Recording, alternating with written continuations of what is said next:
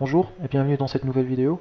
Du coup, aujourd'hui, on va voir comment créer notre premier cas test en utilisant Cucumber, c'est-à-dire avec des syntaxes Gherkin.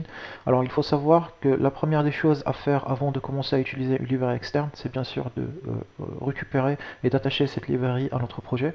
Et puisqu'on utilise du Maven, c'est-à-dire qu'on est sur un projet Maven, donc ça sera très simple, il faut partir sur un site qui est Maven Repository. Je vais vous laisser le lien dans la description. Donc le Maven Repository, c'est comme un repo où sont stockés tous les packages, toutes les librairies partagées, voilà, partagées worldwide sur Internet qu'on puisse utiliser. Et nous, celle qui nous intéresse, c'est la librairie Cucumber. Donc, vous allez remarquer qu'il y a deux groupes ID. Vous vous rappelez, on a parlé de groupe ID org.framework par exemple. Donc celui-là, ici, vous allez voir, il y a les groupes ID avec info.cux et il y en a d'autres qui commencent par io.cucumber. Donc c'est la même chose, c'est juste que la société qui travaillait, ou bien le groupe qui travaillait sur Cucumber avait changé le package de InfoCux vers io.cucumber. Donc nous, ce qui nous intéresse, c'est les dernières versions, donc on va partir sur les io.cucumber. Donc, les deux librairies qui nous intéressent, c'est la librairie Cucumber JVM Java et la Cucumber JVM JUnit. JVM Java va nous permettre d'implémenter ce qu'on va écrire en Gherkin en utilisant du Java, c'est-à-dire faire le binding entre le test et son implémentation. Et la librairie JUnit, ça nous permettra de programmer et, voilà, de configurer tout le moteur d'exécution derrière, c'est-à-dire comment on va exécuter à quel moment, en utilisant quoi comme annotation et comme tag. Donc je vais vous montrer tous ces détails-là à fur et à mesure qu'on avancera dans notre cours. Alors, pour continuer, ou bien avant de continuer, je vais vous montrer le site web où vous pouvez avoir toutes les informations. Donc voilà, io.cucumber, donc c'est cucumber.io. Ce site-là, c'est le site web officiel Cucumber de SmartBeer. C'est eux qui, voilà, vous pouvez trouver toute la documentation, tout ce qui est nécessaire, les outils, les installations et tout le détail, vous pouvez le trouver directement à partir de ce site-là. Donc voilà, sans trop tarder, on va partir sur la dernière version qui est stable. Vous allez voir qu'il y a aussi une nuance de couleur. Ici, on a un rouge en fond de cette version et ici, c'est du bleu. Donc la différence, c'est que celle-là, c'est une version qui a été publiée, que c'est une version stable et qu'on peut utiliser. Par contre, là où vous voyez du rouge derrière, c'est-à-dire que c'est une version en pre-release, donc qui n'est pas stable et avec laquelle on pourrait avoir des problèmes ou bien des soucis. Donc voilà, je vous conseille de partir sur la dernière version stable. Ici, dans notre cas, ce sera la 5.7. Et pareil pour le JVM Unit, il faut partir sur la même version, c'est-à-dire le 5.7.0. Il suffit de, voilà, cliquer sur là dans cette box, là où c'est marqué le Maven, et ça vous dira qu'en quoi ça a été, voilà, ça a été copié dans votre navigateur. Donc là, on repart dans notre fichier .xml. On va coller les deux dépendances dont on a besoin. Et en même temps, voilà, automatiquement, voilà, notre fichier se met à jour, c'est-à-dire qu'il va télécharger, qu'il va récupérer les librairies en amont directement. Donc ce que vous pouvez faire, si vous voyez ici pour vérifier, si la librairie n'existe pas, alors il suffit de faire un Maven, un clic droit, ensuite sur le pan.xml, ensuite Maven, ensuite reimport. Et là, voilà, ça va faire l'importation de toutes les librairies en question. Donc là, vous voyez, on a une grosse liste par rapport à ce qu'on avait avant. Et là, on est prêt, on peut commencer à écrire notre premier test. Donc voilà, c'est simple. On va rester sur le même package, org.framework. On va faire un clic droit et ensuite File. Et il faut savoir qu'un test, ou bien un fichier de test, ça a une extension .feature.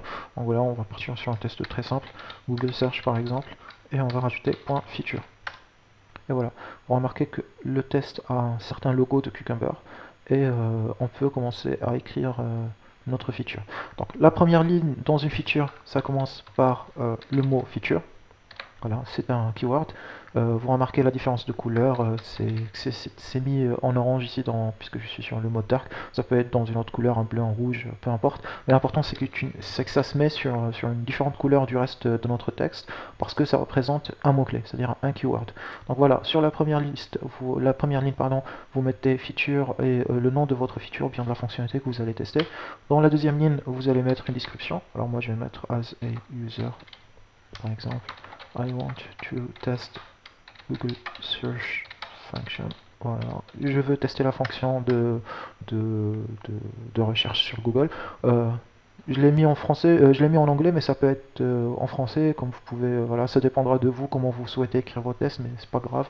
L'important c'est de respecter l'architecture générale et l'utilisation des mots-clés. C'est-à-dire que ici on a utilisé feature, ensuite on a les scénarios, donc on peut mettre un scénario, c'est-à-dire un cas de test pour la fonctionnalité Google Search. On va mettre par exemple Basic Search. Voilà, ça c'est le titre de mon scénario. Alors là, on commence à écrire le test, c'est-à-dire on aura besoin d'implémenter, enfin, pardon, de mettre des étapes du test. Alors la première partie, ça peut être des prérequis. Donc pour exprimer ou bien pour identifier les prérequis dans un cas de test, on utilise le mot-clé given. Given, ça voudrait dire que voilà, ces actions-là, ils sont définis comme des prérequis, donc on a besoin de les exécuter avant de commencer le test. Et on va mettre I open Google Search page. Donc j'ai besoin d'ouvrir la page du recherche sur Google pour que je puisse continuer mon test. Et ensuite, when I look up the word. Et là, je peux mettre, peu importe, je vais mettre par exemple le mot Selenium.